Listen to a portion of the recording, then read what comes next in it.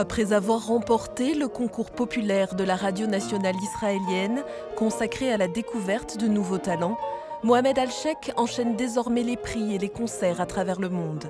Du Mexique à la Russie en passant par la Pologne ou ici la Sicile, sa jeune carrière est lancée.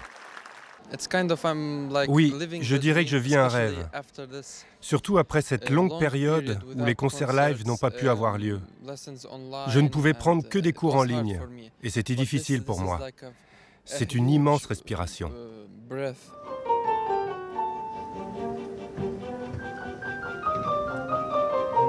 À chacun de ses concerts, Mohamed révèle toute l'étendue de son talent en interprétant avec brio Domenico Scarlatti, Frédéric Chopin, Johannes Brahms ou Edvard Grieg. Je voulais dédicacer le concerto de Grieg au mari de ma professeure de piano, qui est mort d'un cancer il y a 2 ans. Je tenais à le lui dédicacer.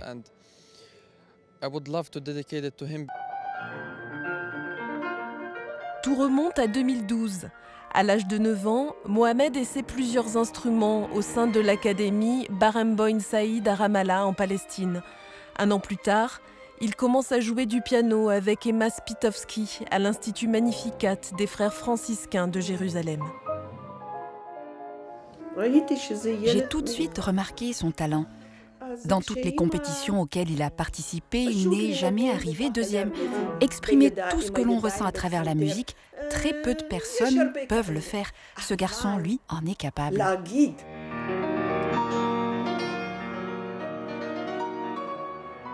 Aujourd'hui, on l'appelle le pianiste de Ramallah, car c'est là qu'il vit avec sa famille. Son père médecin et sa mère, mélomane d'origine russe, ont toujours soutenu leur fils. Mohamed mérite les sacrifices que nous faisons pour lui. Il est devenu un pianiste de renommée mondiale et son talent est également très apprécié en Israël. Je pense que les exploits réalisés par mes enfants sont le fruit de la rencontre de plusieurs cultures. Pour se rendre de Ramallah à Jérusalem, Mohamed doit franchir 3 fois par semaine plusieurs points de contrôle. La seule possibilité pour lui de sortir de Cisjordanie pour faire une carrière internationale. Aujourd'hui, je me suis habitué à la longue route que je dois prendre pour aller à l'école. Il y a plusieurs points de contrôle et cela peut prendre presque 2 heures. Avant, j'avais peur en passant par ces points car il y a eu des moments difficiles et quelques affrontements au fil des ans. Maintenant, j'ai l'habitude, mais mes parents sont toujours inquiets.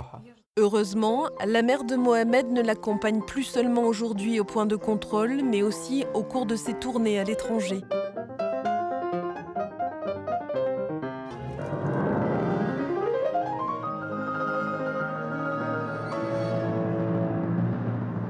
À Taormine, en Sicile, aux côtés de plusieurs associations pour la paix, Mohamed sait l'importance de lutter contre les stéréotypes véhiculés par le conflit israélo-palestinien, comme l'association de la jeunesse et du terrorisme. Je veux changer cette image, qui n'est pas vraie. Moi-même, je vis en Palestine. Je sais que certaines personnes pensent ce genre de choses, alors qu'en fait, ça va. Au-delà de ses convictions, Mohamed a pu savourer chaque instant passé devant son public. Des moments d'intense émotion qui le confortent chaque fois un peu plus dans la voie choisie. Mon prochain rêve? Continuer ainsi, avec d'autres concerts. J'ai apprécié Taormine et j'aimerais connaître et visiter d'autres endroits aussi beaux et rencontrer d'autres ensembles et d'autres chefs d'orchestre. Loin des checkpoints, le monde désormais s'ouvre aux jeunes pianistes de Ramallah.